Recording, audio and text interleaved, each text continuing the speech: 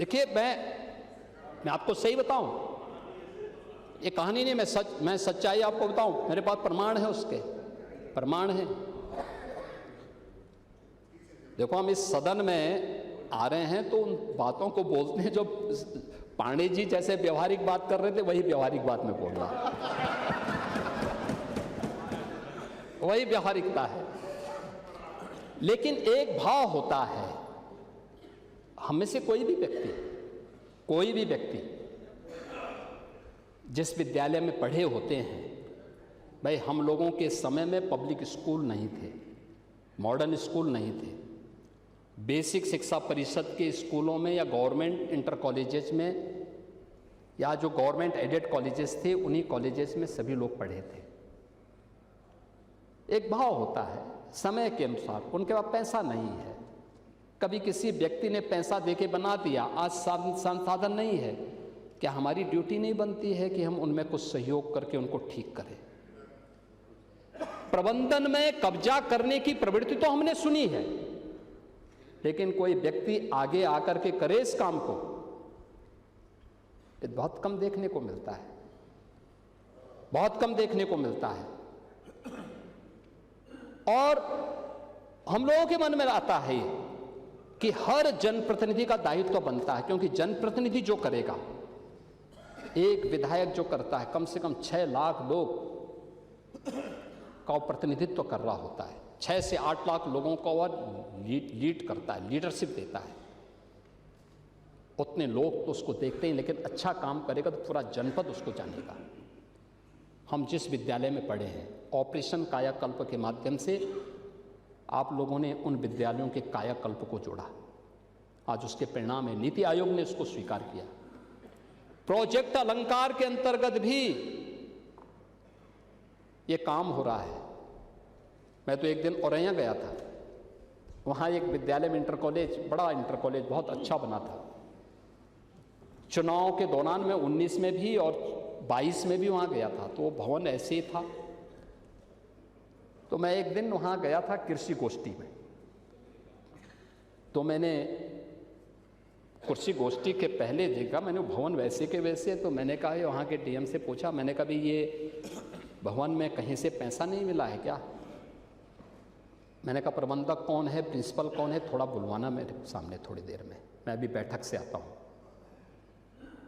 वहाँ के जनप्रतिनिधियों को बुलाया मैंने, विधायक, एमएलसीज थे, माननीय सांसद थे, मैंने बुलवाया,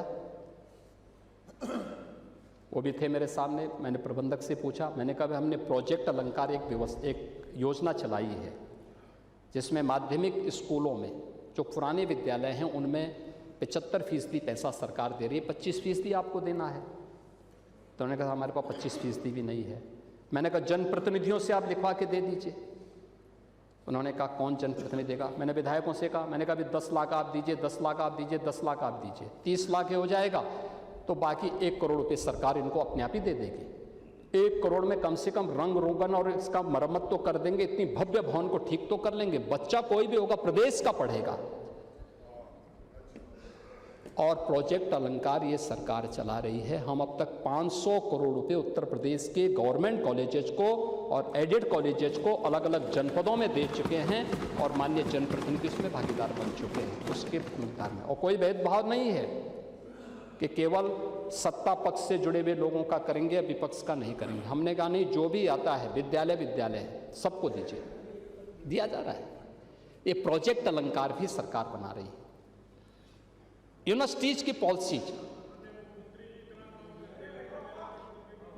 अरे आपकी सड़क बन गई है, आप चकाचक करिए, वजन कम कर लीजिए तो सड़क में गड्ढे कम पड़ेंगे।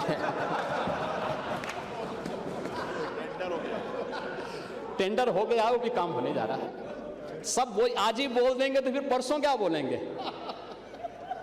आपकी सड़क बन गई है, तभी भी आप जो है वही कर रहे हैं, लेकिन सड़क में गड्ढे आपके कारण ही ज्यादा पड़े हैं। वजन कंट्रोल करिए, आप स्वास्थ्य के लिए अच्छा होगा। महोदय, आज प्रोजेक्ट अलंकार, पुस्तकालय, प्रयोगशालाएं, मल्टीपर्पज हॉल, पेयजल और इसके अंतर्गत अन्य जो योजनाएं हैं, ये सभी हम लोग प्रदेश के अंदर कर रहे हैं। और विश्वविद्यालयों के निर्माण के लिए भी आज प्रदेश के अंदर आप देख रहे होंगे कि एक पॉलिसी बना दी गई है। निजी क्षेत्र में कोई विश्वविद्यालय बनाना चाहेगा, आज लगभग 52 विश्वविद्यालय निजी क्षेत्र में भी बन चुके हैं। एक मंडल एक विश्वविद्यालय, इस लक्ष्य को हमने प्राप्त किया है। जहां नहीं थे वहां नए विश्वविद्यालय गवर्नमेंट ने भी बनाए हैं और उसमें भी हम लोगों ने कार्य किया है।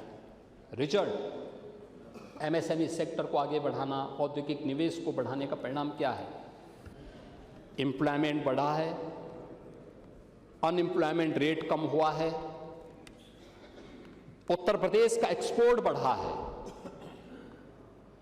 84,000 करोड़ का एक्सपोर्ट होता था आपके समय में, वह बढ़ करके लगभग 2 लाख करोड़ तक पहुंचा है। लगातार वह बढ़ रहा है और इसीलिए आज के इस अवसर पर आप कुछ बातें आपने कही और हम लोग उस दिशा में आगे यद्यपि बोलना नहीं चाहते थे और हम लोग ये भी नहीं चाहते थे कि इस पर हम लोगों को बहुत बोलना पड़े। आपने बहुत सारी चीज़ें यहाँ पर कही हैं और बहुत सारी चीज़ों को तो आपने स्वयं ही उसको कंट्राडिक्ट भी किया है। पैरामेडिक्स के बारे में भी हमने यहाँ पे आपके सामने कहा है, अन्य विधायक निधि के बारे में भी आपने कहा है, अन्य चीज़ों के बारे में भी कहा है। लेकिन जो बातें मैंने आपके सामने पहले भी कही कि और क्यों समाजवादी पार्टी बार बार एक झूठ को दोहराने का प्रयास करती है अनावश्यक रूप से, यानी जो मुद्दा नहीं था उसको जानबूझ करके मुद्दा बना करके और उसके माध्यम से जो चीज़ें प्रयास किया गया। मैं कहता हूं, क्या हर व्यक्ति अपने लिए मुख्यमंत्री बनकर के प्रदेश के अंदर घूम जाएगा? कोई भी मंत्री का बोर्ड लगा करके घूम जाएगा? कोई भी समाजवादी पार्टी का राष्ट्रीय अध्यक्ष बनकर के कोई घूम जाएगा? एक सिस्टम है, एक व्यवस्था है। भारत के सनातन धर्म की भी यही व्यवस्थाएं हैं। शंकराचार्य का पद भारत के सनातन धर्म में सर्वोच्च और सम्मानित पद माना जाता है,